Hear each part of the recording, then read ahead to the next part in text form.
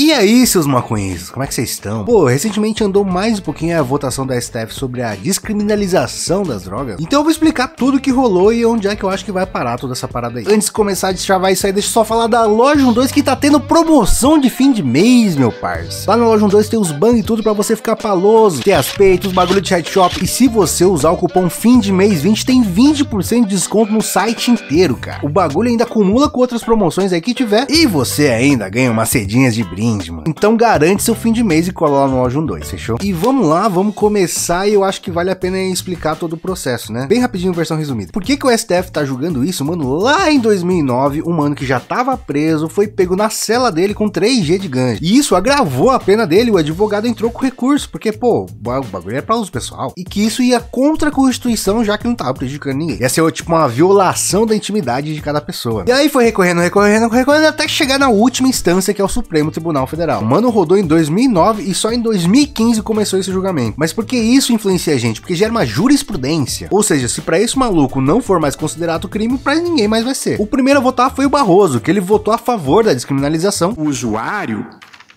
ele não deve ser tratado, a meu ver, como um criminoso, mas sim como alguém que se sujeita deliberadamente a um comportamento de risco.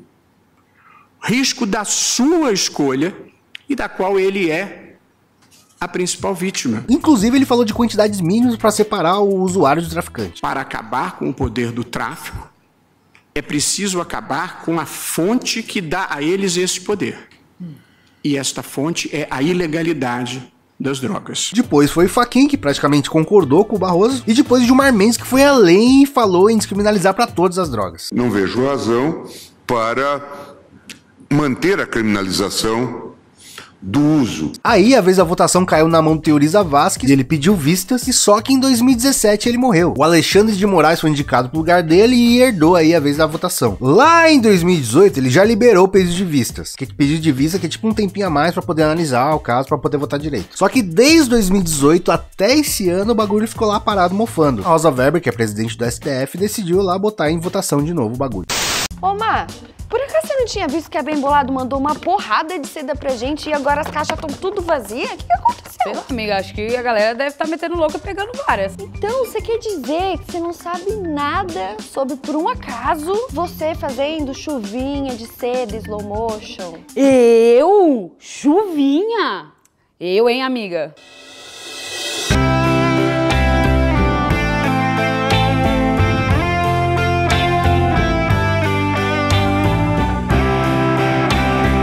Ih, amiga, viajou, hein?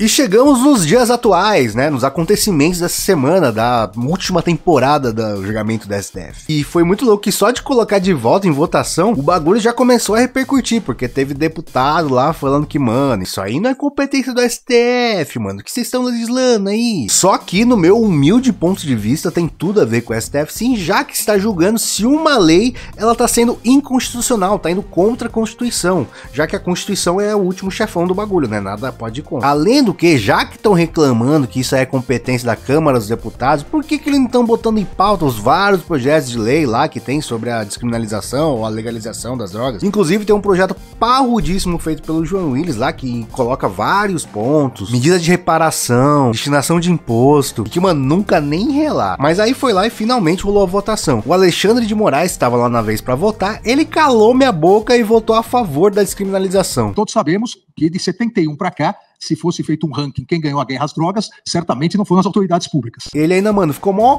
cota falando, ele citou um estudo muito bem parrudo, muito bem feito, que ele fala que a lei de drogas de 2006, que era exatamente pra parar de prender o usuário, acabou tendo um efeito contrário no bagulho. Eles analisaram lá uma par de casos e, ó, em 2005 tinha quase 300 mil presos e dentre eles, 14% eram por tráfico. Em 2019 passou a ter quase 800 mil pessoas presas e 27% por tráfico. Mas não triplicamos o número de presos por tráfico de droga de brancos maiores de 30 anos com curso superior.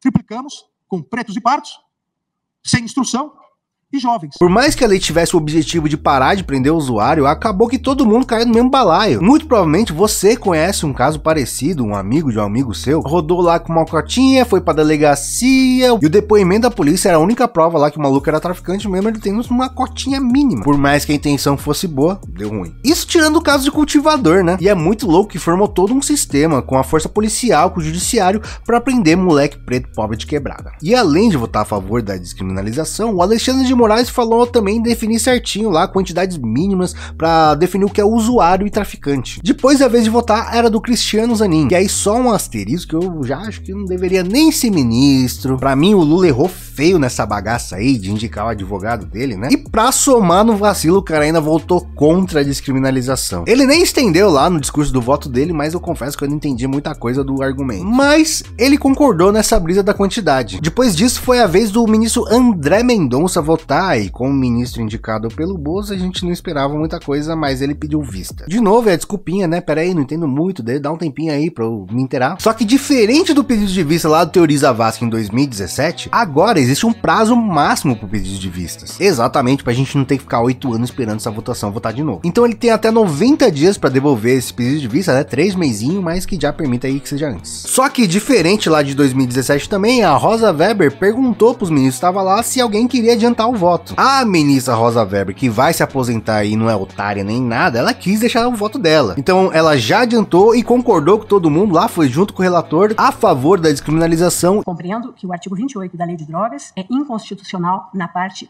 que prevê sanções de natureza penal. E a favor também de definir quantidades mínimas. E o fato dele ter falado isso também abriu quase uma votação paralela, né? Porque estão falando por um lado da descriminalização e por outro lado definir certinho as quantidades mínimas. Esses foram os acontecimentos aí da votação do STF que rolou. E agora, o que acontece? A votação da descriminalização tá 5-1 pra nós. Como são 11 ministros, se a gente tiver mais um votinho, já deu pra nós, já tem maioria. E quando que vota? Vamos apressar essa votação aí, mano. Então, o pedido de vistas acaba em novembro, teoricamente. A Rosa Weber, ela completa 75 anos em outubro e ela vai se aposentar do STF. E quem vai assumir a presidência do STF, que vai poder colocar a votação em pauta de novo, é o Barroso, que já votou pra nós também. Ainda tem pra votar o André Mendonça, que pediu vista e provavelmente vai votar contra. O Nunes Marques, que é outro indicado pelo Bozo, então provavelmente vai votar contra também. A Carmen Lúcia, o Dias Toffoli e o Luiz Fux, que qualquer um desses que votar a favor não vai me surpreender e vai garantir maioria pra nós. Na questão de fixar a quantidade mínima, já tá 6-0, já tá a maioria. Então esse bagulho aí, não importa o que aconteça, já vai mudar. Os ministros ainda vão ter que definir essas quantidades, mas tá chegando-se aí num acordo de 25G ou 6 plantas, ou até deixar o Congresso definir. E se ou quando a gente ganhar, descriminalizar, o que acontece? Quais são os efeitos práticos disso aí? A primeira coisa é que se você portar, ter em casa ou plantar as quantidades especificadas, não vai ser mais crime. Porque hoje, na verdade, já tem esse bagulho de despenalização, que é diferente de descriminalização, né? Despenalização é não ter mais pena privativa de liberdade, você não pode mais pro chilindró por causa de ter uma cotinha lá pra você. Mas o que vai passar a acontecer é que isso não vai ser mais da esfera criminal, o que não significa que não vai ter mais punição, né? Você pode, por exemplo, ter que pagar uma multa ou frequentar algum curso de prevenção de uso de drogas. Isso vai ter que ser definido, mas em cana ninguém vai mais. Outra coisa muito importante que eu fiquei pensando é que vai ter que ter de alguma forma aí alguma revisão de quem foi preso já. Porque vamos lembrar que esse bagulho começou porque um mano que já tava preso rodou com 3G. Quantos outros casos de uma galera que rodou quantidade pequena, nos limites aí que vai ser definida futuramente, isso tudo vai ter que ser revisto, mano. Se a lei mudar, não faz mais sentido o maluco ficar preso, né? Outra coisa muito importante lembrar é que por mais que a lei lá de 2006 tivesse a intenção, né, de parar de prender o usuário, rolou um esforço contrário que acabou prendendo até mais usuários. Vai ter sim movimentação da base conservadora no sentido oposto, mano. Então vamos ficar esperto, vamos ficar esperançoso, acompanhar a votação, porque, mano, se geral pudesse ter 6 plantinhas em casa sem medo de encana, o bagulho vai ficar louco. Comenta aqui embaixo o que você tá achando, o que você tá esperando e tamo junto. Esse vídeo é tudo que tá escrito aqui e ele é feito com a ajuda dos nossos apoiadores do Apoia-se. Então, se você quiser ajudar também, cola lá no apoia.se/12, que tem várias recompensas pra você, tem uns sorteios bem maneiros, sem contar da nossa famosa session. Cola lá e, mano, se inscreve lá no Apoia-se lá e é nóis.